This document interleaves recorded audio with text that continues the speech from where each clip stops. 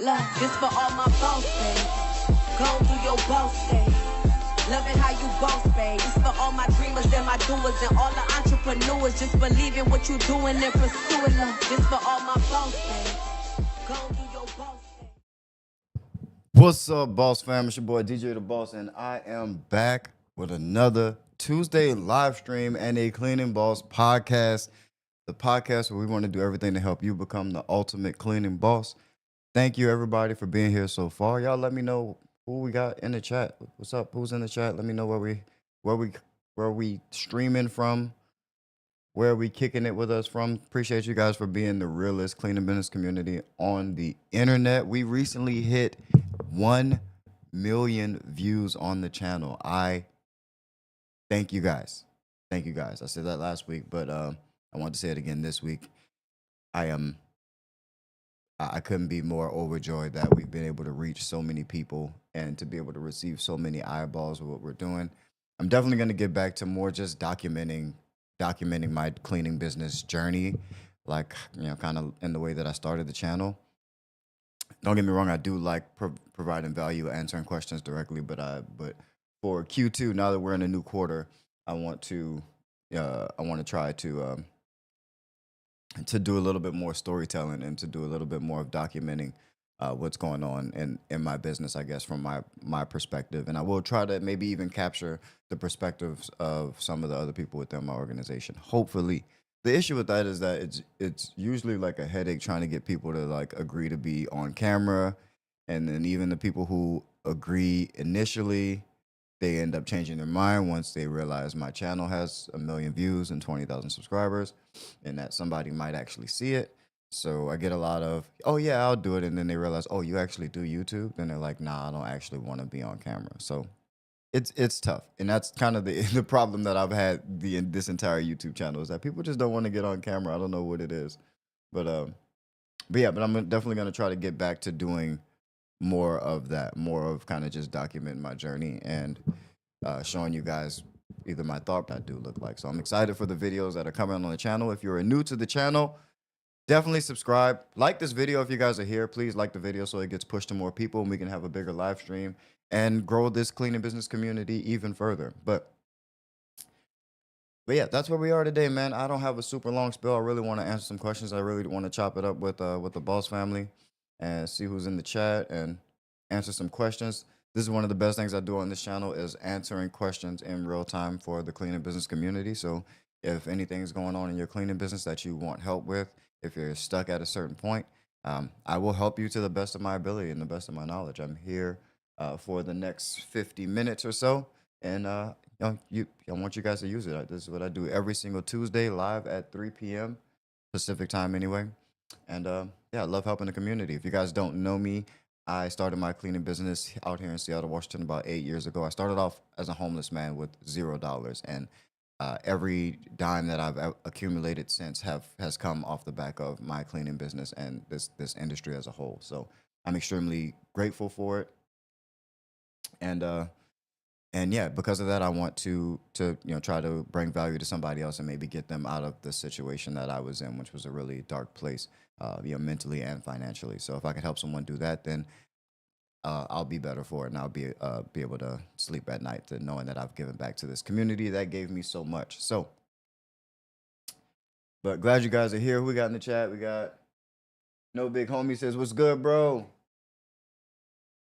RQ, any tips on a new cleaning business negotiating net 15 on first few contracts? Oh, I like that. We're definitely going to get into net 15 and net 30 contracts. I love that topic. You guys know I do things a little bit different. All of my clients are billed up front, so I never have any cash flow issues or anything like that. We've had money since our first contract, and we haven't not had money since. I love running my business that way, but sometimes you are required to, in order to make any type of progress, have to maybe take some net accounts. And so I do want to talk about that and kind of address some of the things that help me get through those particular time periods and some ways to approach it so that you're not just doing what the customer says because the customer says it and you're scared to lose the business. There are some ways where you can kind of, still hold your position as the authority in this particular negotiation, because you are the cleaning business owner. You are the one that knows what you're talking about. You are the one providing the service. You know what it costs and you know what it takes to get the job done. They aren't able to tell you what that is for your business. So there's definitely some things that you can do within your own business to continue to hold the authority in that negotiation. So I'm glad you asked that. Thank you for being here on the chat. I got a super quick spiel today, so we're gonna answer questions super quick. So if you got questions, definitely get them in the chat. Safar Battleoff says, "Oh yeah, I love it. I love it. I love the enthusiasm. Y'all keep it coming, man. Where's everybody from? Who's in the chat? What cities are in the chat? What states, countries? We know we usually get some UK people, some people from Nigeria, some all over the US. So tap into the chat and let me know where you guys are streaming in from. We'll try to slow down and take my time here while we let some more people find the stream. And maybe we should probably post on our Instagram story that we are live. So let's do that. I'll have y'all live do that with me. Log into the Cleaning Boss account. I got so many Instagram accounts on my phone. It's not even funny. Yeah, let's hit the story. Show people. Yo, it's Tuesday. Where you at? We live. We're on the stream. YouTube.com/DJ the Boss. Come check us out. There we go. You get some more people on this live stream. But anyway, so today's topic was kind of what does a cleaning business really do? What does a cleaning business actually do? What is your job as the cleaning business owner? What should you be focused on? Kind of where should your attention primarily be distributed so that you have the most continued success? And I think overall people have the wrong idea about what a cleaning business does. What is the benefit of having a cleaning business? But think about what the actual work is. People hire a mechanic because they don't know how to work on cars. People hire an electrician because they don't know how to wire a house. People hire any specialty thing usually because they don't know how to do that thing, or they don't have the capability or the tools required in order to do that thing. That is not the case with cleaning. Absolutely not. People know how to clean. Everybody has had some type of experience with cleaning or improving a space. It's not something that's like highly skilled work. It's not extremely technical work, at least in the basics of basic general cleaning and janitorial house cleaning. That stuff is not extremely technical or extremely difficult, so there's no barrier to getting the job done. So why do people, much less companies, pay out for it? Why do they do that? Well, this is the type of job that people don't hire because they don't know how to do the job. They hire us because they don't want to do the job. That there's a huge difference. If I would gladly fix my car every time it broke down if I knew exactly what I was doing and I knew that I wasn't going to ruin my car. I would gladly not pay an electrician and rewire my entire house or rewire whatever I wanted to rewire if I felt like I wasn't going to burn the house down and or shock myself because I don't know what I'm doing. If you know what you're doing, you're much it's much more likely that you're going to actually just go and do it yourself. If it's something that's that's easy enough to do. Cleaning, it's not necessarily hard, but most people just don't want to deal with it, whether they feel like they're above cleaning, whether they feel like it's not their job, whether they feel like that people are just lazy and don't want to do it. Some people, mathematically, it just doesn't make sense for them to spend their time cleaning, so it's smarter for them to hire out. But generally, it's because it's a job that people just don't want to do. So because of that, there's always going to be business. There's always going to be opportunity for us as cleaning business owners to provide that service, do that task that people don't want to do in exchange for money. That's value. That's the value that we provide. What does that mean in terms of what we do as a business? We provide labor, the labor that people don't want to do. we provide that labor by way of people to do the labor.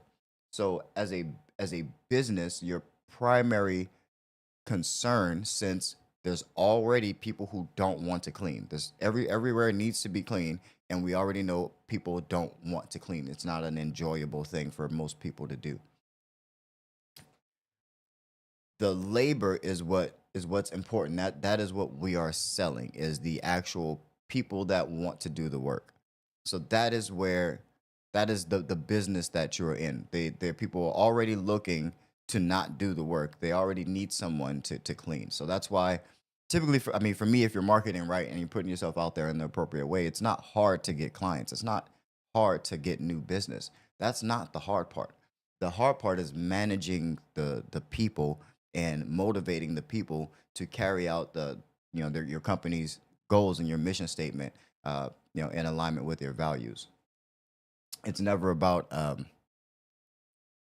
I mean, that's it. That's case in point. That's pretty much it. That is the crux of the entire thing, is you are in the recruiting business. You are a recruiter. You sell labor. So it is your job to make jobs as attractive as possible and to make your cleaning business as attractive as possible, because of the type of labor, the level of skill that you have within the labor, and your customer service, or your response rate. How quickly are you responding to customers? How quickly are you responding to issues? But the crust of what you're providing is the labor. So your primary concern is always having laborers to sell. A lot of people think that they shouldn't start hiring, or they shouldn't start reaching out to people to have them work for their company, whether they're W-2 employees or they're W-9 contractors. They wait until they have people hitting them up for cleaning and for business in order to go and reach out to contractors or employees. And that's kind of working backwards if you think about what it is, what business we're in. We're in the recruiting business. So you first want to acquire what it is that you're going to sell, which is the labor. You want to have the labor first, so that when someone does call you, or even that bigger job calls you, or multiple jobs reach out to you and call you, that you already have the labor on hand, so that you can give them the labor. This is what you're selling. The same thing, same way if you were selling any physical product. You want to have that physical product generally, or have access to that physical product, or be able to drop ship, or if you're doing remote. But that physical product needs to belong to you first, so that you can sell it to someone else. So whether it's even for remote employees, or people in states across the country, or other cities across the country, you're gonna have to have done some communication with them and reach out to them and bring them into your organization, or bring them into your world or your universe, before you start getting clients, so that when your clients do reach out to you, you have labor to actually sell them. If you're not maintaining that list of people who want to work for you and do jobs, for your company, then you don't have anything to sell once when someone calls you, because people are already looking for cleaning. People already don't want to do the work. So what they're looking for is labor. Even the people who aren't actively looking, they may have something that needs to be cleaned, and they just don't want to clean it. And so that's why sales is also important. So you should be reaching out to sell the labor that you have. But if you don't have any laborers, then your inventory is empty. You don't have anything to actually sell. So that's the main reason why I always say you have to always be selling, and you have to always be hiring. But hiring number one, you're always hiring. You're always interviewing people. You're always trying to build a better team. You're always trying to bring the best people into your organization, and keep them by finding more work for them, which tends to be the easier part. It's much harder to have a reliable team of cleaners that are going to show up every single day and do an excellent job, and uh, your standard operating procedures. But and then it is to it's easier to find clients than it is to find reliable people and reliable cleaners. So that needs to be the focus of your business. If you haven't been focusing on that system needs to be dialed in. And it starts with making your business attractive to work for, in whatever way possible. If you're at the stage where you can offer benefits, what benefits do you offer? Do you clean a certain type of facility that maybe comes with some cachet or some notoriety or something that's just cool. Maybe you just clean a cool space. Maybe you're a fun group of people to work with, or maybe you pay the most in your area, or whatever it is, whatever you're going to use to attract employees. It's just as important to do that for your employees as it is to be attractive to your potential clients. So, and remember, you want to attract the type of people that you want to have in your business. So, if you are a fun loving organization, then in your media and things that you put out in your job ads, that's the imagery you want to put behind that, and that's how you get people that are a value match, or in personality match, with your company. Then, so people come in, or people apply with the same expectation as everyone else. So don't try to be a fun loving company that shows that you guys play games and you have Nerf wars in the office every day or whatever. If that's not the actual vibe when people come into the office, if they come into the office and everyone's quiet, off to themselves, not talking to each other, then you have a different vibe. Maybe you provide a completely different value, but stick to whatever it is that you do, whatever makes your company better to work for, or fun to work for, or enjoyable to work for. Maybe people get to work by themselves alone, or doing their job, and maybe they get to work with their families and or family members or brothers, sisters, husbands, or whatever.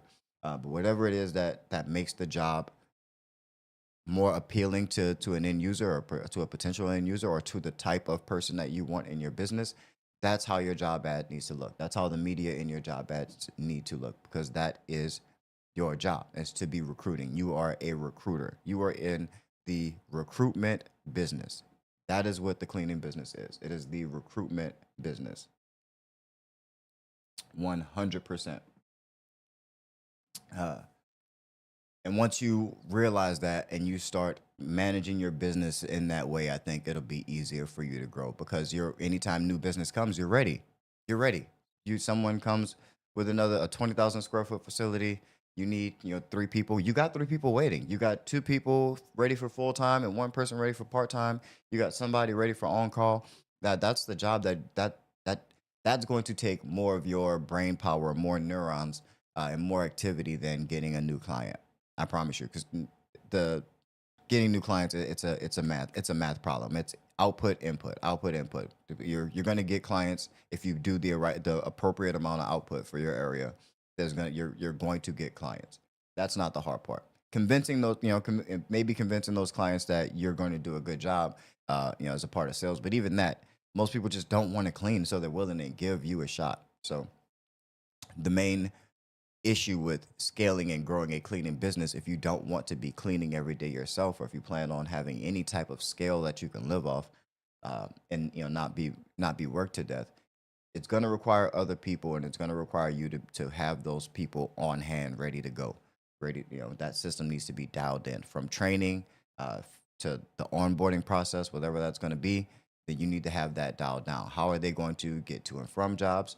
Do you have a system like Cleaning Boss, the sponsor of this podcast, the financial backing of this podcast, Cleaning Boss, which I urge you guys to go and check out at www.mycleaningboss.com. Cleaning Boss is an awesome internal operations manager. Someone asked me the other day, what's the difference between Cleaning Boss and like a koala bear, koala, whatever it's called, Booking Koala, or any of these other cleaning business apps. And usually the difference is that we are internal. This is not for external use to get you new clients. This is how you manage your business well, how you keep control over everything, and how you keep a good view of everything that's going on in your business work-wise from your phone, just from your phone. You can see everything that's going on from your dashboards, which locations are being cleaned, which locations have employees showing up late, which employees have need to have employees assigned to them. It's timekeeping, it's scheduling, it's accountability. Definitely go check it out. It's the best thing. One of the best things I've ever done for my business was to implement some systems and some software that was going to help me actually manage the business, because I got so busy just trying to like organize schedules and talking to this person about, I can only work Wednesdays, or I can only work Mondays, and I'm trying to fit these schedule pieces today. Cleaning Boss does all that stuff for you, makes it super easy for you to do. And yeah, it's an absolutely awesome tool. So definitely go check it out. You can try it for 14 days for absolutely free at mycleaningboss.com. So go check that out. But you need things like that. Those systems need to be absolutely dialed in from their onboarding. Which emails do they get? What's the next step? Do they go in within their email, their welcome email? Do they get a link to a learning management software where they can take some courses on how to work for your business? Or maybe it goes as a link to a YouTube playlist where they can watch some videos about your business and what it's going to be like working there, maybe some basic training or what have you, so that you're not saying the same thing over and over to everyone. Does that email also help them get logged into Cleaning Boss or set up in Cleaning Boss? Um, so that they can see their schedule and see their location and what their locations look like and what they're going to have to do in each building section. Um, have those things already set. That's more of the business than getting new than getting new cleaning clients. That's just marketing and sales, which is just an output input ratio. So, but that's the business that you're in. You're in a recruiting business. It's all about the labor. You sell labor. You're in the cleaning business. You own a cleaning company, or you're out cleaning as a self-employed cleaner or a subcontractor. Then you sell labor. You have to have the labor to sell. That's the business that you're in. And if you don't like that you're in that you are in that business, you're in that business whether you like it or not. But if you don't like being in that business, then you might want to find something else to do, because I guarantee you right now that is the business. There's no other constraint. There's no other constraint. That's the hard part. People are the hard part. This is a people business. It's different than tech or product. You're not dealing with people. You're selling product. You're selling a software, something that doesn't require any other humans out for the actual carrying out of the fulfillment. Your fulfillment is the labor, so that requires people, which means you need to be recruiting. You need to be excellent at convincing people that this is a place where they can have some success. This is a place that they can enjoy working and making money. So that's your job. Your job is recruiting, and then on the backside of that, your secondary job is making sure that they have work. The people you recruit have work to go out and do, and your business just kind of marks up that labor, which hints to that you being almost more of a staffing company than anything else. And if you start to think of it that way, I think it'll benefit you in the long run, because it'll force you to kind of start thinking about what these jobs are going to cost you. And that's how you come up with your prices. You have to figure out what these jobs are going to cost you in order to figure out how much you're going to charge someone else. So you're immediately, the first thing you should be thinking about is, what is this going to cost me in employee costs? What are my labor costs going to be? That's your primary cost. That's going to be the biggest line item in your expense sheet is going to be your labor cost. There's nothing that you're going to pay more money for than the labor. So that's what you sell. Right. Like I said, this is one of the most valuable things I do on the channel, is being on here in real time, ready to answer questions for the cleaning business community. So if you guys are struggling with anything in your cleaning business, make sure you get them in the chat. Ask your questions. I can't wait to answer them for you. And yeah, we're gonna get into it. Put your questions in the chat. I'm gonna get into questions right about now. But that's my spill, man. You're in the recruiting business. Accept it, embrace it. If you embrace it, then you'll do extremely well. So all you have to do is embrace it and realize that you're in a recruiting business, a whatever you want to call it, a staffing business. But that's what you do. You are putting people in these locations, and then you're just marking that up. But it's not hard to get clients. It's hard to get reliable employees. Your employees and the systems that manage your employees is your business. That's what your business is. The people that carry it out and the systems that they use to carry it out. That is your business. That's what you should be focusing on. But yeah, appreciate you guys for listening to my spill. And now I want to get into the comment section and start answering comments, answering questions, seeing what you guys are doing in your cleaning businesses, man. I'm excited. If things are going well, let me know. Let me know. If you're just killing it right now, let me know what you got. What are the clients that you're closing? How big are they? What revenue goals have you hit? What milestones have you reached in your business? I want to hear those type of things too. So yeah, let me know. Get in the comments and ask those questions. We're gonna pay some bills really quick. I'll be right back.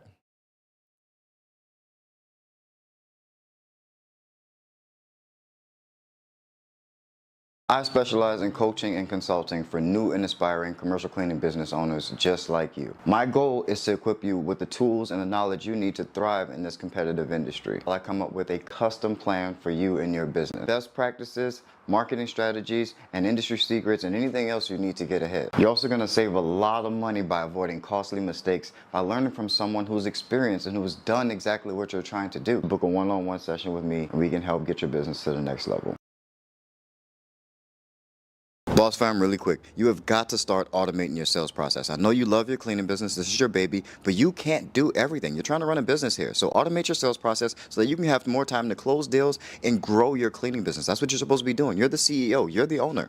So you are responsible for growing the business, not doing all those small day-to-day tasks. And if you don't know how to automate your sales process, I have a guide. So go in the link in the description and download the guide. That way you can start automating the sales process and start growing your business and working on your business instead of in it. Love you guys. Keep that boss mentality. Peace. All right, we back. Let's get into these questions. Let's answer some cleaning business questions from the community, or at least read some comments. And we'll see what's popping with everybody.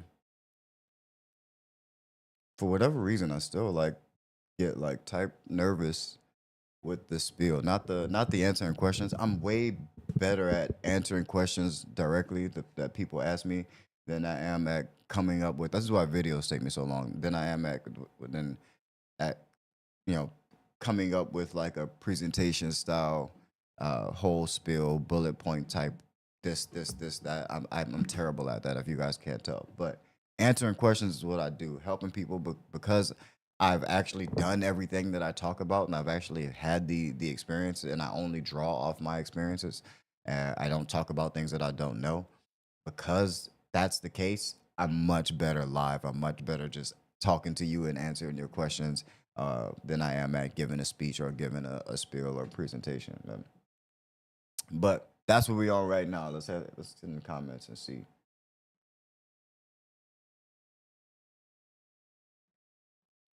No big homie says no problem, man. Appreciate it. Appreciate you. Appreciate it. Thank you all for being here, man. You guys are definitely the realest cleaning business community on the internet. I hope business is going well for everyone. We are in a new quarter. It is April 1st, April Fool's Day. But yeah, time to kill it, man. Time to grind. I think I did well for March. I think I did okay for March. I didn't go as hard as I wanted to go to end the end Q1, but the momentum that I've created is going to flow into Q2, and I think I'm going to have an amazing Q2. We will see. But yeah, what's everyone's plan for Q2? How did you do Q1? Did you do everything that you said you were going to do? Did you hit those metrics? Did you get those goals? Did you knock out those tasks that you said you were going to do at the beginning of the year for Q1? How's that going for everybody? Let me know in the comment section. Magic Manitas says, is in the San Antonio area. How do I go about giving a quote to a gymnastics center about 41,000 square feet? It sounds familiar. I think I got somebody left me a note that someone was calling from my YouTube channel. Was that you, Magic Manantis? Did you try to call my business? First off, I really like the fact that there's enough people here that now every now and then someone like calls my business. The fact that happens, I'm extremely grateful for it. I'm not like I don't want people to think that I'm upset that you do that. I understand you're trying to reach out, but I do have ways to reach out to me directly. So like this is a way on any of my live streams. I'm here live every every Tuesday at 3 p.m. So it's a really easy way to get a hold of me. I'm not hard to get a hold of. I don't know what YouTube makes it look like. I get this parasocial like relationship that we have via this screen, makes it seem like I mean, I am busy, but makes it seem like I'm unreachable or I'm untouchable. I'm not hard to find. I am not hard to get a hold of. I post a whole lot of everywhere I am and what I'm doing. I respond to every DM on Instagram. So if you ever tried writing me a message on Instagram, I have several business phone numbers that are available online. You guys know I own Gico Commercial Cleaning, but here's why I'm bringing this up. Don't call Gico. I own that business, but I don't necessarily work there. Like I go out on the big jobs for the biggest companies in the world. That's all I do. Uh, Everything else, Maddie and the rest of the team, they handle that. Uh, but yeah, I'm not there. So don't call me there. I'm not gonna be there. I don't answer the phones there. Um, yeah, I'm just you won't find me there. And it kind of just pulls away from what the team is trying to do for that business if you guys are calling there. So don't call there. Call me. Call Nine Media. You can call the Nine Media phone number. You can call the Cleaning Boss phone number. You can DM me on Instagram. You can send me an email. There's very few ways that I don't respond. And for the last year and a half, I've responded to every single YouTube comment on this channel. So just reach out to me. Don't think that you have to do something slick and work around or try to find a different number to reach me. Like I'm here. I'm available. Sorry if that's not you, Magic Menendez, but I think your question just reminded me because I think someone had the same question about a gymnastics facility. But to answer your question in terms of quoting your 41,000 square foot gymnastics facility, what are you having trouble with in terms of quoting this facility? The main thing. So I talked about this a little bit earlier in the spiel, but the main thing that you want to come up with is how much is it going to cost you to service this facility? How much? Like is it extremely chalky? What other things do you have to take into consideration? How many what type of what are all the tasks that you're required to do? Are you, all cleaning for the entire location? Are you just general cleaning for the entire location? General cleaning for a certain part of the gym or gym space? Are you just cleaning bathrooms and taking out the trash, maybe wiping down some offices, or are you actually going and cleaning equipment and things like that? It all depends on, what task your is going to be assigned to your cleaning company because that's going to give you how long it's going to take your cleaners to do this particular job. That's what you're looking for is your cost. What is it? How much is it going to cost you? How much are you going to have to pay your cleaners in order to get this job done? Yeah, there's going to be some equipment and supplies costs or what have you, but that's minuscule compared to your labor cost. The main cost you're trying to figure out is labor. How much is this labor going to cost you? So you need to figure out how long is this job going to take, how many man hours. So not how many hours. So you're not doing like if it's going to take four people 2 hours. That's not 2 hours of that's not two man hours. That's 8 man hours. So make sure you're counting man hours. So how many man hours is it going to take to get this job complete, whatever the job is? I don't know if you're doing like a certain amount on Monday, a certain amount on, if you're doing a certain amount of cleaning or style of cleaning Monday, Wednesday, Friday, and something different Tuesday, Thursday. Make sure you're adding those things up accordingly for the amount of man hours in each day, and that you want to come up with how much that's going to cost you every month, and that's how you're going to come up with a cost, and then you can decide whatever profit margin you want to be at past that. So yeah, to get that cost, I don't know what they're paying cleaners in San Antonio, but yeah, add up those man hours, multiply it by the hourly rate you're going to be paying your cleaners, and then add on your profit margin where you want to be.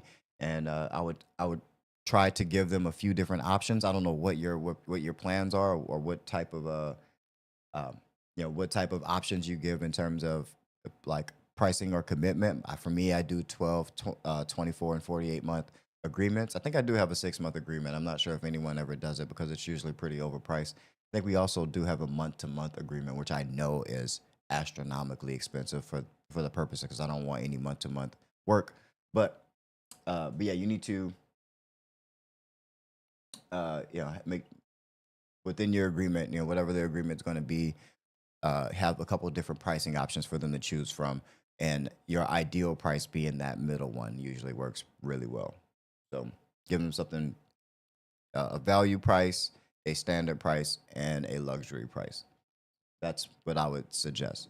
But yeah, you're gonna either way, you're gonna have to start with labor costs and what it's gonna cost you in labor because that is what you sell. You sell labor. How much is the labor gonna cost you? How much do you want to sell it for? How much do you want to make off of it? Same way if you sold marbles. How much did you buy the marbles for? You can't, like if you bought the marbles for 25 cents each, you can't sell 20-cent marbles. I'm sorry, you're gonna lose money. So how much is this labor gonna cost you? How much do the employees cost you? What are they paying? What are they paying to cleaners and janitors in your area, in the San Antonio area? decide whether you want to be on the low end of that or the high end of that. So if you see the range is from $15 an hour to $21 an hour, do you want to play closer to 15, or do you want to be more competitive and be up to 19, 20, maybe that full $21 an hour, and be one of the more expensive companies out there? But it's going to boil down to your labor costs. And of course, that pay scale is going to whether you're on the low end or the high end for cleaners is going to have some effect on the quality of employee or the quality of cleaner that you're going to get. So keep that in mind. Whether but there's always a balancing act. So you want to find where you want to fit in that balancing act for your business, and just attack it. Yeah, figure out how much that type of employee is going to cost you in man hours for that job. Mark that price up to three different points for three different reasons for your client, and then give them that offer. If you don't have a way to present that offer to your end client or to your potential client, I have a free template. I have a free template in the description. It's absolutely free. It's how I present my business and my offer to the largest businesses that I've ever worked with. I have a pretty good success rate. A lot of people on the channel have had a lot of success using the free template.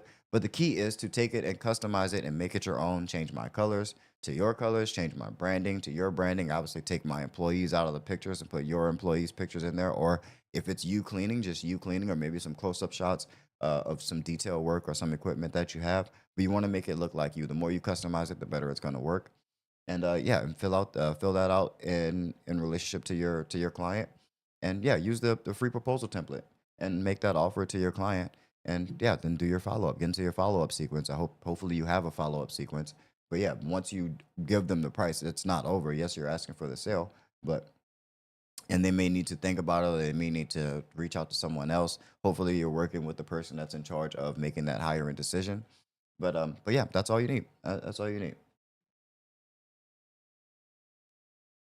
But Magic Manitas, I appreciate the question. Thank you for being here. Thank you for being in the chat and participating and being part of the realist cleaning business community on the internet. Yeah, hopefully I answered your question and brought you some value with that answer. And if you have any other questions or need any other details, just let me know and we'll circle back to it. If you got any other cleaning business questions, anybody have any other cleaning business questions, now is the time to put them in the chat. So we have a few minutes left to go through whatever questions we get. So yeah, don't miss out, man. Put your questions in the chat. Let me know what's going on in your cleaning business. Even if you just want to shout out, get in the comments and let me know. So we're gonna go on to the next comment. If I can get my OBS to work. I've been struggling with OBS. I think I just got that stupid double voice echo problem fixed. I guess there's two audio channels inside of whatever. Anyway, you guys know my struggle. I've been struggling with the audio for this podcast for a hot little minute, but I think we are in the solid spot now. People of Reddit says, "What's up, DJ the Boss? Thank you so much for answering our question, and what business books have helped you along the way of being an entrepreneur?" That is, I love this question because the very first like financial book whatsoever I ever read was Rich Dad Poor Dad by Robert Kiyosaki. So that's usually where I recommend people start. And then I think I read Dave Ramsey's book. These aren't business books; these are more personal finance books. But it kind of gives you it kind of helps you to. It gives you the foundation that you actually needed, with a mix of Robert Kiyosaki and understanding like the four quadrants, and understanding buying assets over liabilities and things like that. Kind of gets you in the correct frame of mind and on the business side. And then Dave Ramsey's book helps you to understand how this is going to work in a realistic way with managing your money, and seeing an actual realistic path that's not like get money from this person or use this person's money to make some money. It actually breaks down how you yourself, with the money that you earn, get to dig yourself out of any hole or any amount of debt, or build wealth, or build those savings accounts and things like that.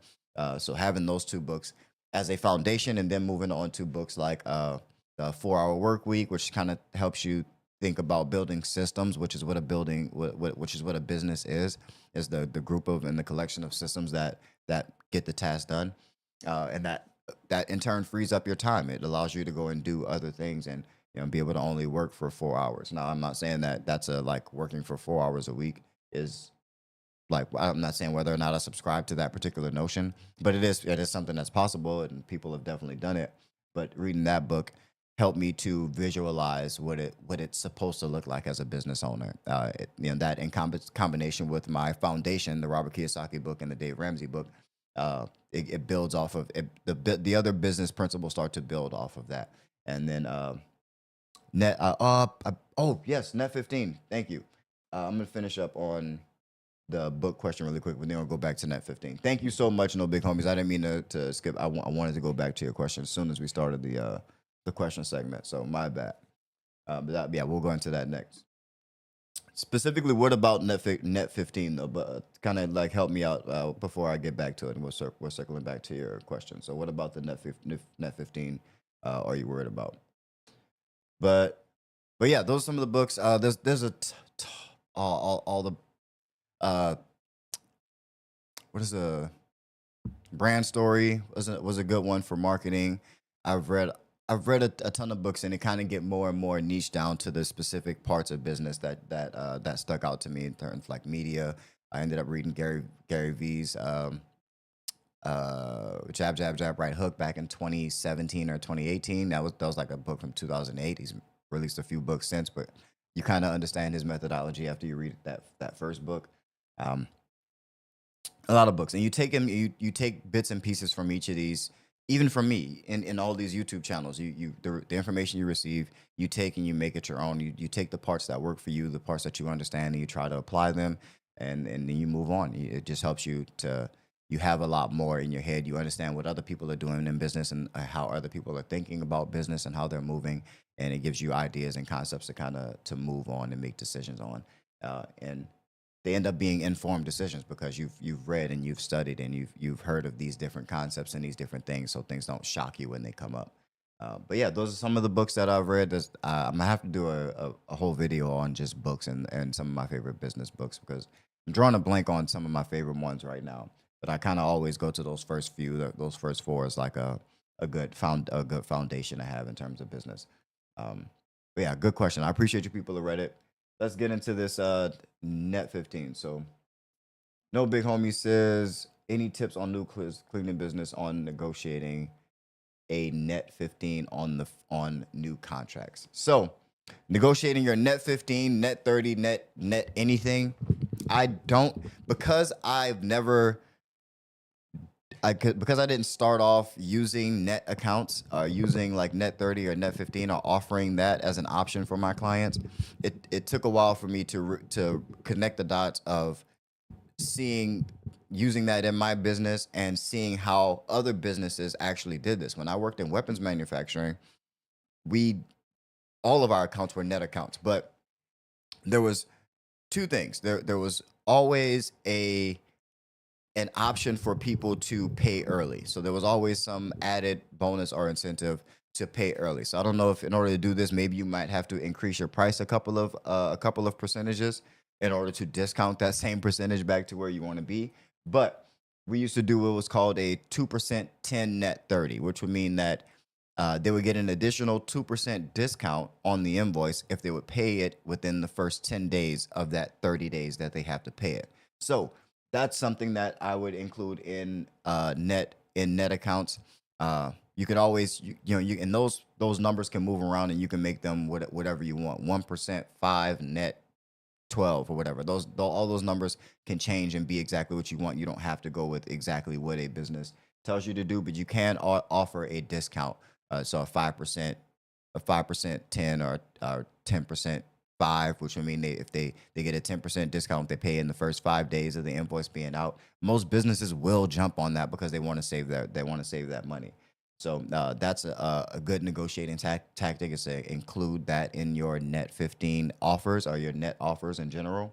But even before we come to that, the second thing is, these are loans that you're giving out to these businesses. These are like free, no interest loans. So you can't get a loan on anything without someone running your credit. So most of you who are accepting net accounts, I realize you guys aren't running the business's credit. Run their credit. Maybe they don't deserve net 15 or net account. Maybe they can't get approved for a net or a postpaid account anywhere else. So why would you allow them to have a net account? So, and even that alone will deter the businesses who know they don't have the track record for it from going that way, and they usually just kind of, okay, well, we'll do the either 50% up front and 50% in the middle or at the back end or something else. But yeah, run their credit. So make sure that these businesses have a qualification for a net account. They maybe say you need to have a 80 credit score on your Dun and Bradstreet or whatever credit bureau you want to actually go through. But make them apply. Make them prove to you that they are actually trustworthy and that they have a solid track record of paying their net 15 accounts, because the worst thing that could possibly happen is you start an account for net 15, you do 30 days of work and you send them a net 15 invoice and then they never pay you, and now you have 45 days of labor to pay out of your pocket and no check from this business. So on net, even late payments on net accounts can kill. Like it's an atrocious system. That's why I don't like to do it. I'm hoping that I can do away with net accounts or net payments for cleaning businesses as a whole. I understand people try to bully you and they try to intimidate you about this is how it's done in the industry or this is standard practice, and it is, but it doesn't have to be. It doesn't have to be. It's only that way because we allow it to be that way. You can't go and dictate how you're going to pay any other bill. You can't say, like, you can't tell any other company this is how I want to pay my bill and you're going to have to accept it. I'm only going to pay you 30 days after you complete the service or 15 days after you complete the service. They don't have the right to say that. It's your business. It's your business. Stand up for yourself. Have a little bit of a backbone.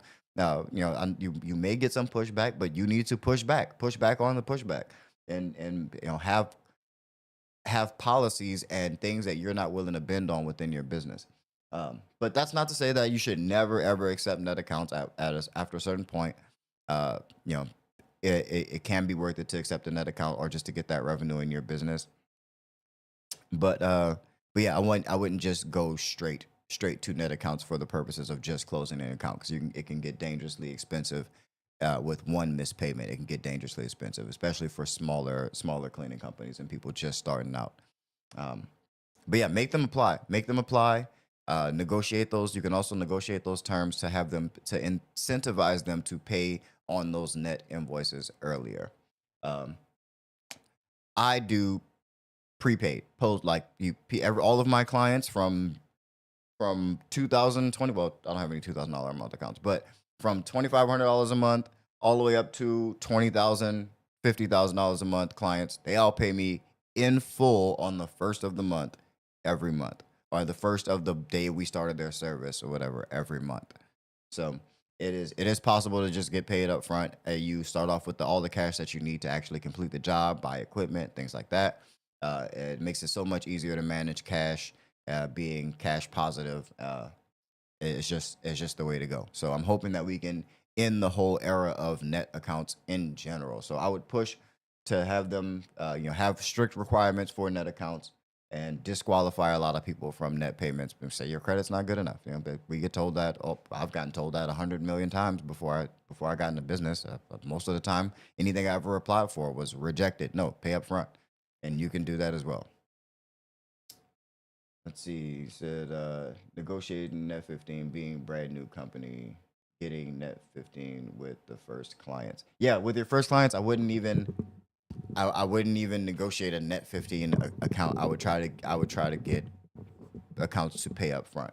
Um, and generally, the only reason why you accounts would not be able to pay you up front is if you were doing subcontracting jobs. So if you're working with someone who they have the relationship with the actual client, the client's paying them and then they're paying you, they don't have the ability to pay you up front. So that's why I don't do any indirect work. I work directly with the companies that reach out, that need the service. I work directly with those brands. It works better for marketing and collabing and for everything. Negotiating, you can negotiate terms of the contract, negotiate terms of the deal, but a contractor doesn't they don't have room. It's not their money. They can't make decisions with the client's money. So it's they have no choice but to offer but to offer you a net 15 account. So one, try working direct, and you'll have a lot more negotiating power and negotiating room. Two, negotiate those terms, whether you offer a discount or an incentivized terms to have them pay way earlier than 15 days. Three, don't offer it whatsoever, uh, and make make people pay up front. It's I guarantee you that if you're in business, if you're in commercial cleaning, it's not going to hurt them. It's not going to put a dent in their wallet for these businesses to pay the cleaning bill up front. Like, are you kidding me? This is not like, and you can lean on that even in negotiations. You can say, hey, I know for your big mega business, this this 2,000, 3,000, $5,000 a month may not put you out of business, but for me, it can put us dangerously close. So it's a lot more important for us than it is for you. That this is a much larger amount of money for us than it is for you, and so it will help us to complete this job in a better fashion, and it'll help to motivate cleaners and make sure that we have the supplies and everything that we need to make sure that the job is done. So, and maybe give them a trial period to see to experiment with paying up front, and you can do no commitment maybe for the first month. But I would try not to even go with I would try to negotiate out of a net term and into a prepaid or pay at the start of service type of deal. Four, run their credit. Run their credit, disqualify people. And that's my other take on it. Just disqualify people. You guys should be not don't just accept what people tell you is the industry standard. It's the industry standard to be net 15 or net 30. Okay, well, it's also the industry standard for you to have a good enough credit score to actually get approved for those type of terms. But yeah, thank you for reminding me to go back to that net 15, because that's a topic that I'm passionate about. No more net accounts. You can do it. I know these people tell you that they can't, they don't do net 30. Yes, they do. Yes, they do. Yes, they have bills that they pay up front. They have bills that I guarantee you, if they went to get a new roof, there's no roofer showing up until some money is paid. Some money's got to be exchanged first. It's a lot of things that these businesses pay for, they pay for up front. It's just that most things they try to wait so that they can do their financial arbitrage to make it make sense for them. But this is not for new businesses, for new cleaning businesses. We can't afford to do that.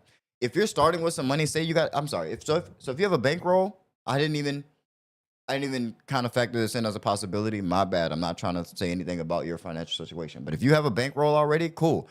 Your business already has money. You started off with some funding, and you can afford to give that loan out to pay your employees without having received any money. Then by all means, go ahead. Grow the business. Get another account, especially if you believe that they're actually going to pay. I still would recommend running their credit. But yeah, go ahead. If you're already established, if you already have a bankroll, if you're already funded, you have some capital to work with, then yeah, cool. Then it's not a problem for you. Then what everything that I've said is null and void then. But for us starting out, who are either living off of our business or are trying to grow a business from the very bottom, it's too risky. It's just too risky. You can't afford the risk. You can't afford the risk. Anything could happen. Anything could happen. Say you get a business that's the biggest company that you've gotten so far. Say you do $40,000 a month or $40,000 in revenue. This client alone is going to bring in $50,000. Your business is going to change overnight by doing business with this particular client. But they're all of your business. They're the majority of your business. Should they not pay one invoice, pay an invoice late, or God forbid they go out of business, something happens to them where now they can't afford to pay you, and then they go bankrupt. Now guess what? You're next in line because you were depending on them. I don't like when people are dependent on another business. Don't be dependent on someone else. You got to maintain control. So in the beginning, you don't have a bankroll, you don't have at least that same amount in like whatever the net 15, whatever that account needs to pay out to your employees. If you don't already have that saved in your business times 3 to where you can actually afford to take a hit like that, then I'm going to say no. I'm going to say no net accounts at all. Don't do it. You cannot afford it, because all you need is for them to not pay you once and you are out of business. The name of the game in all of business is just to be able to keep playing. You just don't want to put yourself in a position where you can be knocked off the game board. You have to stay in the game. That is the main thing about business. You have to stay. It benefits people who are in it the longest. It benefits, just like stocks. It benefits people who are in it the longest. Hell, SEO.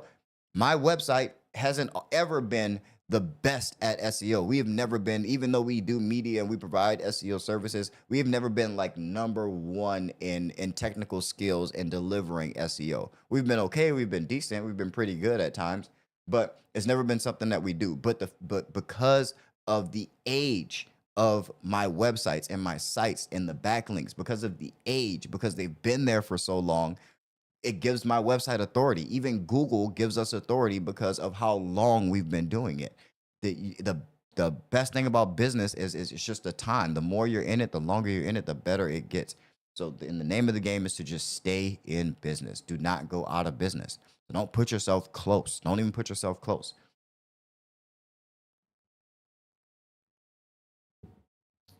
Let's see. Yeah, that's my net 15. I'm so glad you had that. That's one of the main things that I talk about on this channel. One of the main things that people know me for is being Mr. No Net 30. I don't do net 30 accounts, and I work with some of the biggest brands in the world. So don't tell me that it can't be done. And I've started from zero, and I've never accepted net 30. So it's very, very possible. I understand that sometimes it may be a little intimidating to maybe say no to some money that you might need. In a net 30 account, a net 15 account. But if we don't start standing up for our industry, nobody will. It's us. We control the gate. It's us. So if we all band together and no cleaners offer a net 30 account or solution, then nobody will be able to have it. It won't be the industry standard anymore. It'll be what we decide it is. And I would much rather live in a world where cleaners get paid first. If COVID taught us anything, is that even in the worst situations in the world, we're still going to be needed as cleaning businesses. And we should be paid. We should be paid for that, not paid as an afterthought, or if when I get to it, which is how a lot of people like to do it when they pay us on those net 30 or net 15 basis. Action Clip CDOM says, "What's up, man? I see you, boss. Appreciate you for being in the chat. Thank you so much, man. I'm glad everybody's here. I'm glad the usual suspects are in the building. Thank y'all for being here." Sure, Comfort Cleaning in the building as always. Thank you. I see you. Thank you for being here. Steve Booth says, "Love the new backdrop." Thank you. We're in the new studio. We're in the new space here. We are now a little bit further north than we used to be. We were in Mukilteo. We are now in Everett. But I'm loving the shop. The shop is still under construction. Yeah, it's still a good. Oh, I'm out of focus. There's still a good bit. There's still a good bit to do. I'm not gonna lie. I've been really slow because I don't have like a construction team doing a lot of this of the stuff. It's just me and my people in here with hammer and nails. We got like it's still measuring tape and everything all around here because we're still taking measurements and putting walls up and trying to figure out where electric's gonna go. And I'm also terrible, absolutely terrible at interior design. As bad as I want to have that skill, I just don't have an eye for interior design. So I've been moving very, very, very slow and trying to only build to a certain point because I'm not exactly sure what I want the set to look like. I don't know if I want it to just be like my desk and nice wall behind me, or if I want to make an entire like podcast set. I don't know. I suck at interior design, so it's making the build process slow, but it will look a lot different. So I like the backdrop for now, but it will look a lot different once the build is complete. But I'm enjoying being in the new shop, and I think we're gonna create a lot of amazing content out of here. So it's gonna be dope. All the cleaning stuff is next door and upstairs. So there's still a lot more to check out. So I can't wait to show the rest of the shop to everyone once we get to a presentable place. It looks terrible right now. I'm not gonna show it on camera, but it looks absolutely terrible in here on the other side of this camera. But yeah, new spot, new crib. Who this?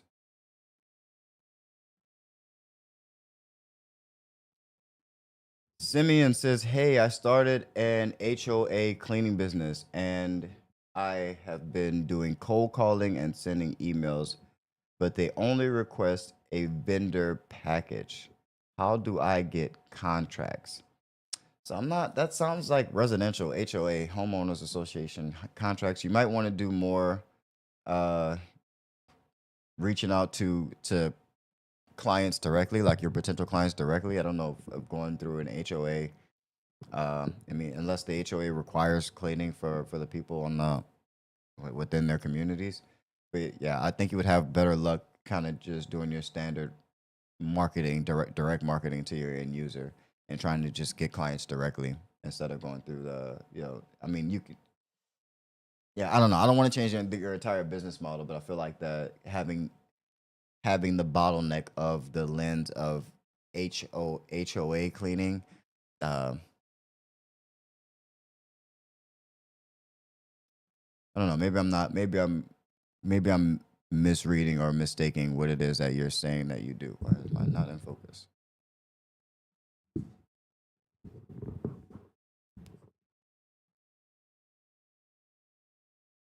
But when you get residential, I realize that a lot of residential cleaners, you guys aren't doing like contracts. You guys aren't doing things that guarantee you revenue for the rest of the year.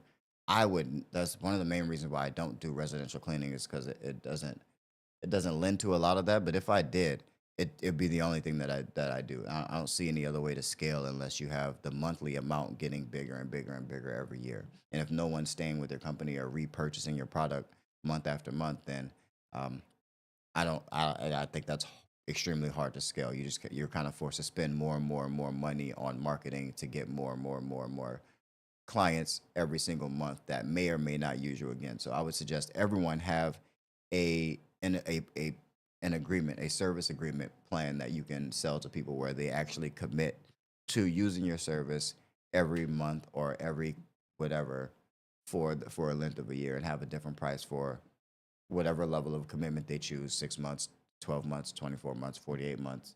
Um, but that's going to be a big thing that's going to help your revenue stay a lot more consistent. If you don't have monthly, guaranteed monthly revenue, I don't know how you're going to have a consistent paycheck for yourself or for any of your employees. It needs to be some routine, some consistency in the revenue model.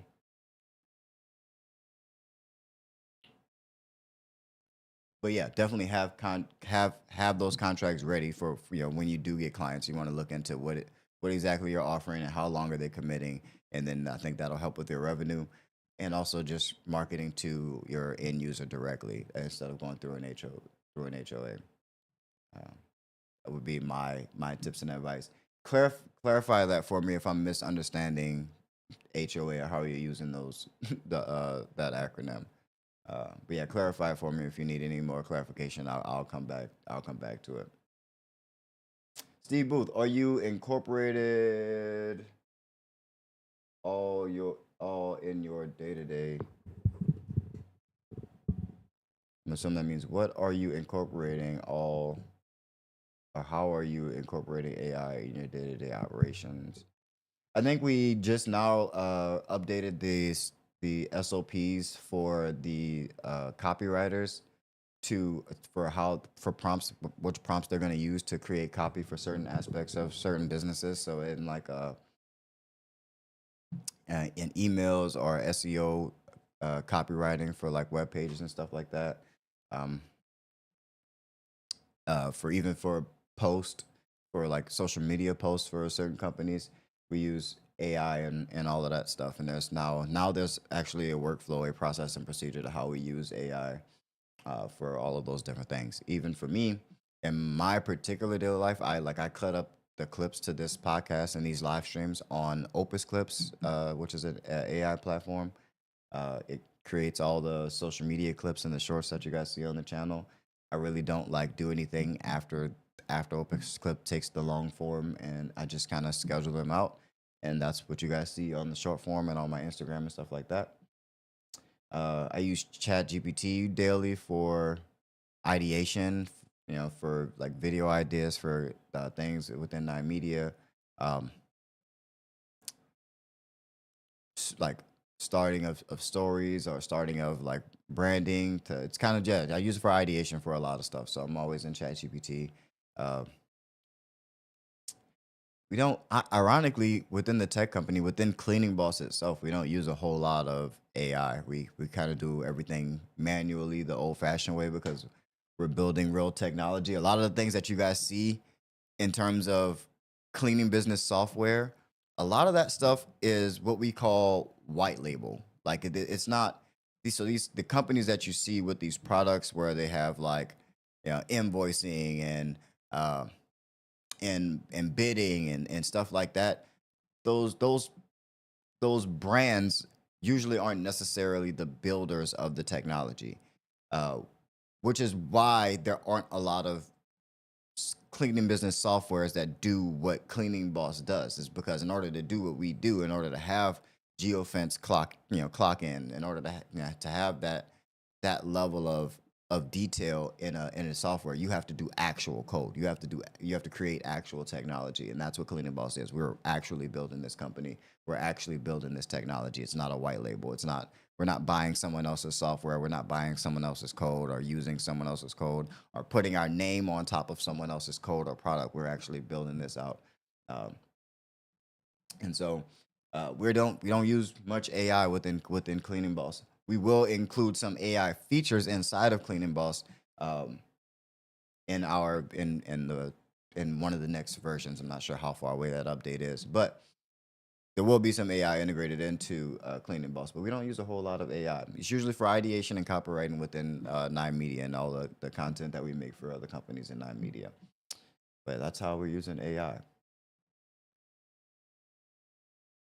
People of Reddit says, also, how do you deal with competition? I almost get discouraged seeing the amount of competition there is in the industry. It has grown a lot. I'm not gonna lie. I thought there was a lot of cleaning businesses around when I got started. It seems to have like quadrupled since 2016. It has been crazy. A ton of businesses has popped up. But here's the kicker. It doesn't change the math. Even though there's more cleaning businesses getting started, it doesn't change the math that 98% of them will fail.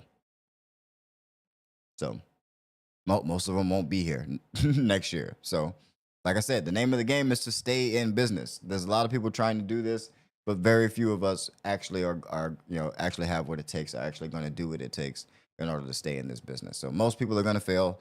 If that hopefully that brings you a little bit more comfort. So mostly everyone is going to fail. So be the one who's going to decide to be the person who's going to stick it through, no matter what happens. That's it.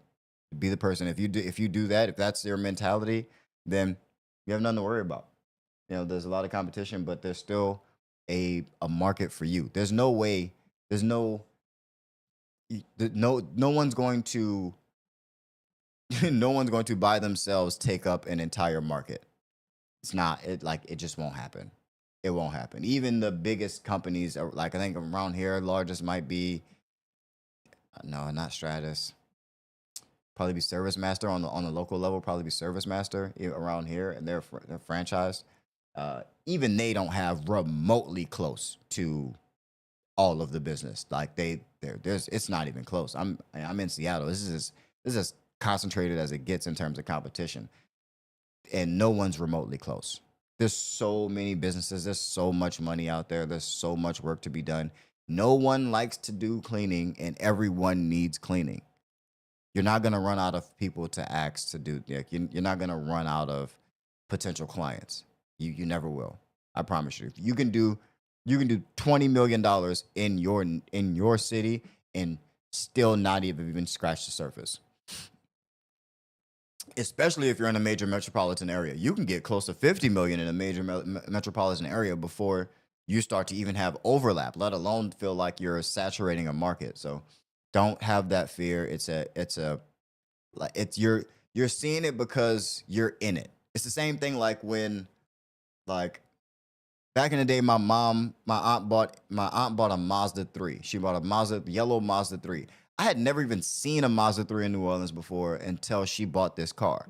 She bought this car. Now all of a sudden, everywhere I go for the rest of that summer, I saw Mazda 3s everywhere. Were there really more Mazda 3s? Maybe, but I more so was just paying attention to it because now I'm in it. I see it every day, and I'm aware of it now. So it could be that effect, but none of it's affecting you. I promise you. No one's success is going to take away from your success, even if they get an account that you thought you wanted to go after. There's so much you have to think in terms of abundance. The world is abundant. If you feel like the world is limited, then your world is going to be limited. So don't have those limiting beliefs that there's too many other cleaning businesses. Yes, there's competition. Yes, there's competition. Be better. That's how you handle competition. Is you be better. You work harder. You study more. You create a better product. You create a better service. You be better to people. You treat people better. Be better. That's competition. You can't be scared of competition. There's competition everywhere. You know, you can't want it to just be that easy to where we don't have to be good in order to it's more worth it. You feel like you're happier about it when you work harder for it. So just be better. Be better than the people who are not going to be here next year. Be better than the people who aren't putting their best effort in, who are putting little to no effort into their website, and they just want to use stock images. Like that's why it was easy for me to shoot through the ranks, is because most people, especially back then, they didn't even want to not use stock images. Like that's still, I still argue with people today, and I'm like, stop using stock images. It just makes you look lazy as a business. You think other businesses don't know what a stock image is, and that you didn't actually take a picture or document any of your own business events or successes or anything in order to put it on this website. That's it's you know just be better, do more than other people, work harder.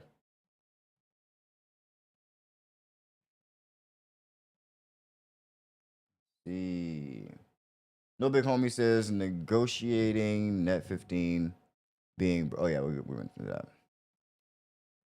JPM J Man says that's a very good perspective. I don't remember what you're talking about, but as hey, it's all about perspective. It's all about perspective. You always want to try to find a good perspective to have, a good outlook to have on everything. Entrepreneurs have to be optimistic. We gotta be optimistic because we take a whole lot of risk. If we were pessimistic, then all these risks we take so many losses that if we were pessimistic about it all, we would stop taking those risks. And that's the last thing that we can do, is to stop taking those risks. Calculated risk, of course, but we have to believe that what we're doing is going to pay off. Otherwise, we're not going to do it as much vigor or with as much intensity if we're not com- completely convinced, or at least optimistic in our heads, that it's going to work. So we have to have that. We have to have that optimistic outlook on everything. Okay. Miguel Laura says, "Listen to this, man. This is the best way to go about it." Thank you so much. I appreciate it. I appreciate it so much. You guys really are the realest cleaning business community on the internet, and I'm grateful to be a part of it. Thank y'all for being here. I don't know what's going on the chat side. Where we at? Okay, got a good amount of viewers here.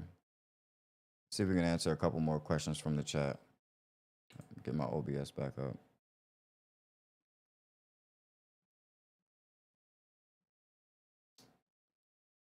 So, Jungle Gym. Jungle Gym says, "Is there room in over Saturday markets? Is there room in oversaturated markets like San Diego?" Yes, there's no such thing as a saturated market. You're right. We just kind of talked about that. There's no such thing. San Diego? Are you kidding me? Are you joking right now? Do you know how big the San Diego market is? You're not like, there's not enough cleaning businesses to service San Diego, let alone for you to not have room to get in. There's not enough cleaning businesses to actually cover what needs to be covered in San Diego. That's a major metropolitan area. Yeah, there's plenty. There's plenty. Any one of us can go to San Diego right now and start $1 million cleaning business. J Dubs says, "First time I've been able to catch a live. Listen to a lot of your videos. Thanks for all your hard work. I'm up in Bellingham, right up north of you, trying to get my cleaning business up and going." Dope. I went to school in Bellingham, bro. I went to Western. I went to Western Washington. I was a Viking, baby. I was just out there not too long ago for the little AAU tournament, Martin Luther King Day basketball tournament, where I was coaching my son's AAU team. the Everett Feeder program. But yeah, we were just out there in Bellingham. That was actually where we got our ticket to state. We got second place in that tournament up there. But I love Bellingham. It's very old people town, old people retirement vibe, vibes or what have you. It's pretty much old people and the college. That's pretty much the only things that are up there. But it's a vibe up there, man. It's dope. Bellingham's dope. I was culture shocked when I first moved from well, I went from New Orleans to Everett, then to Bellingham. But from New Orleans to Bellingham, crazy contrast, complete culture shock.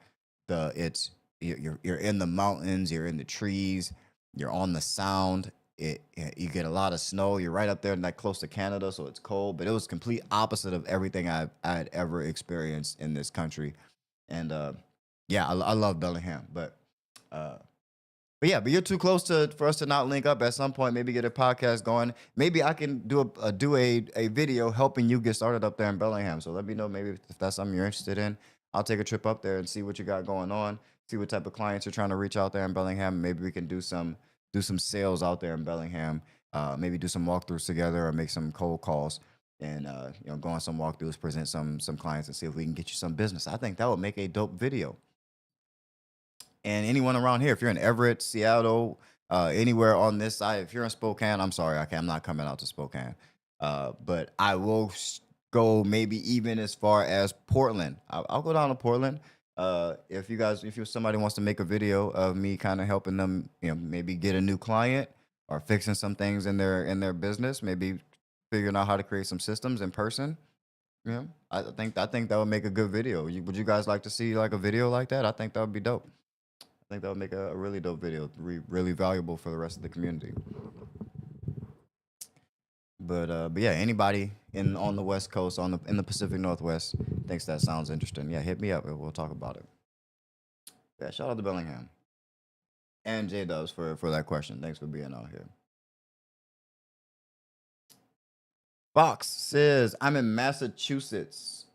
The cleaning biz is booming here too. Yeah, it's I mean, it's smart to get into. Everything needs to be cleaned. Literally everything. Literally everything. Everybody has to work somewhere. All those places need to be cleaned. Imagine that. There's a couple 100 million people in this country. Like, everybody works somewhere. Everybody has to have a place to go to work, and that place needs to be clean. Most people don't want to clean. There is always going to be work for cleaning businesses. That's back in the day. If you've done enough research, people have called this the recession-proof business. That's why. Because no matter what's going on, we still have to clean things. Buildings still need to be clean. Anywhere there's people, there's gonna be a need for cleaning. So you can get in where you fit in, and it doesn't even have to be janitorial. You can do parking lot pickup. You can do pressure washing. You can do floor stripping and waxing. You can take a leaf blower and just do like parking lot, like can continue with the curbside appeal and stuff like that. Like there's so much in this industry. Window cleaning. There's everything. There's so much in this industry that you can get into. It is absolutely crazy.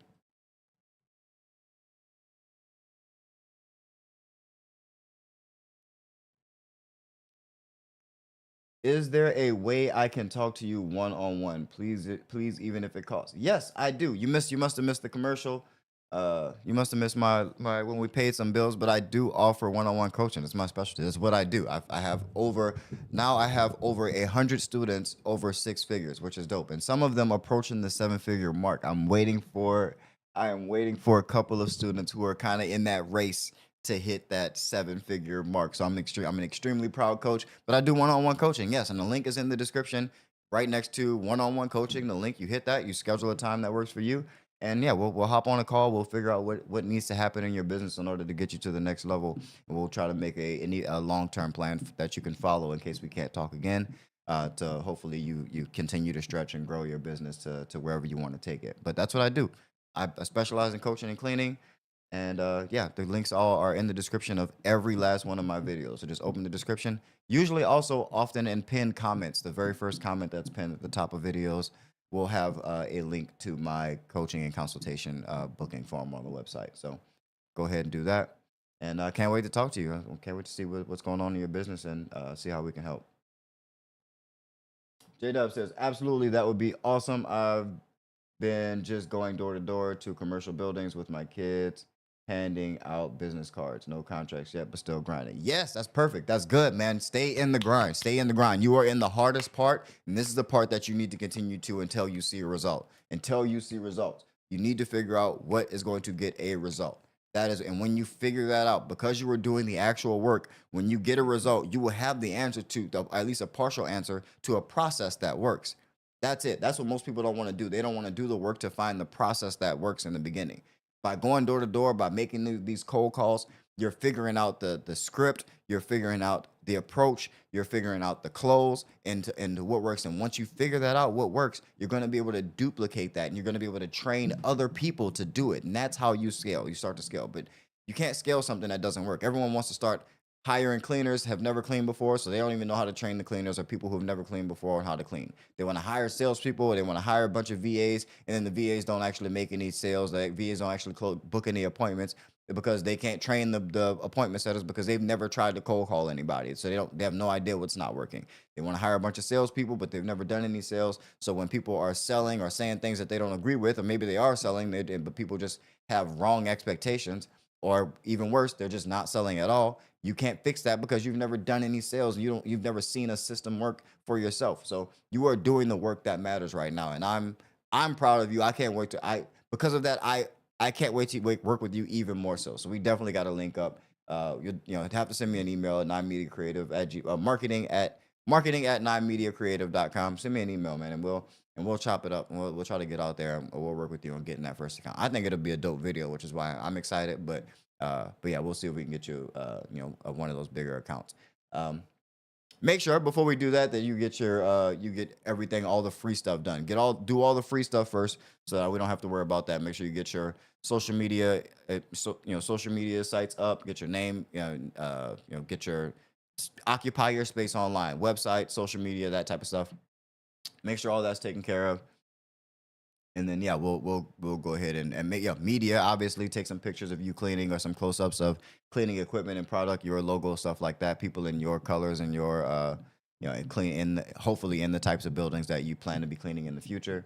And yeah, we'll go from there. We'll get you a couple clients to start off the cleaning business with. I think that's dope. Especially since you're so close. Anybody else that's close, then reach out to me. And I want to start a series like that of kind of, maybe we can eventually travel around the country and try to do this for a bunch of people getting started, just to kind of prove everything that I'm saying here. Like, you can start from zero, you can start with absolutely nothing, and it doesn't take a whole lot of accounts to completely change your life. Most people, $1,000 a month would change their life. If I gave you an extra $1,000 every month right now, life probably looks different for you right now, for you then, right? Like that, that's most people. Most people could use an extra $1,000 of guaranteed money a month. So don't try to skip steps or go straight to the $100,000 accounts. Build some momentum closing those smaller accounts. But that's all the questions that we got, man. I love y'all. Thank y'all for being here. This is a dope live stream. I can't wait to make this one into a podcast. We'll probably have 4 podcasts come out in one day. But yeah, I appreciate you guys. You guys are definitely the realest cleaning business community on the internet. I appreciate you so much. Thank you. Thank you for all the support. Thank you for subscribing. Thank you guys for 1 million views. I can't believe that we hit 1 million views on this channel. That is absolutely incredible to me. I'm proud of us. I'm proud of me. Proud of what we've done and what we built in this community. Cleaning Boss. Go check out Cleaning Boss. If you need a way to manage your employees or your subcontractors internally, you're going to need some type of system. Why not use a system that's created by someone who brings you so much value and whose only mission is to help you grow and to give value back to this industry. So check out Cleaning Boss to manage your employees and your contractors and locations, the internal operations of your cleaning business, scheduling, location mapping, everything you need. Go ahead and check that out. You can try it for absolutely free for the first 14 days at www.mycleaningboss.com. If you find if you find an affiliate, someone else who's selling Cleaning Boss, and you use their link, they will give you, I think it's 45 days for free. So hopefully we get some more affiliates to take part in making some money with Cleaning Boss. and telling people about it. But affiliates will have a 45-day free trial. But directly on the website, you can get a 14-day free trial to manager cleaning business employees and contractors. So check that out, www.mycleaningboss.com. I love you all. I appreciate you guys so much for being here. Keep that boss mentality. Peace.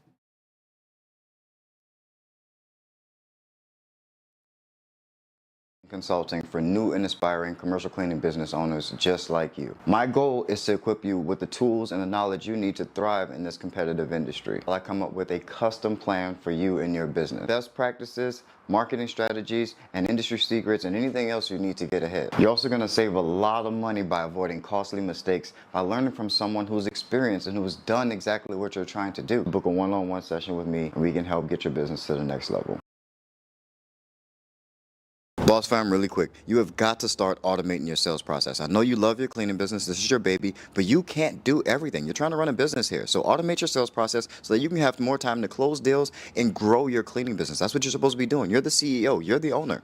So you are responsible for growing the business, not doing all those small day-to-day tasks. And if you don't know how to automate your sales process, I have a guide. So go in the link in the description and download the guide. That way you can start automating the sales process and start growing your business and working on your business instead of in it. Love you guys. Keep that boss mentality. Peace. Look, this for all my boss babe. Go do your boss thing. Loving how you boss babe. This for all my dreamers and my doers and all the entrepreneurs. Just believe in what you're doing and pursuing them. This for all my boss babe. Go do your boss thing. Oh, wait. I didn't turn nothing off, so I'm still here. But way up out of here, though.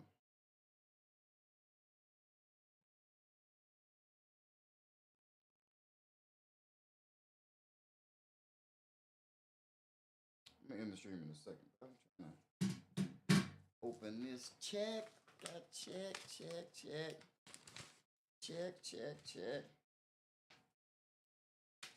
Yeah. Oh yeah. Oh yeah. Oh yeah.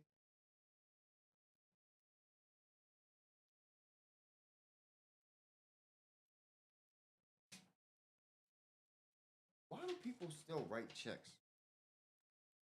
That is like the old ass technology, man. I haven't needed to do checks in a long ass time. Grow up, bro. Grow up. Checks. I gotta actually make a trip to the damn bank. I don't like doing the take a picture thing.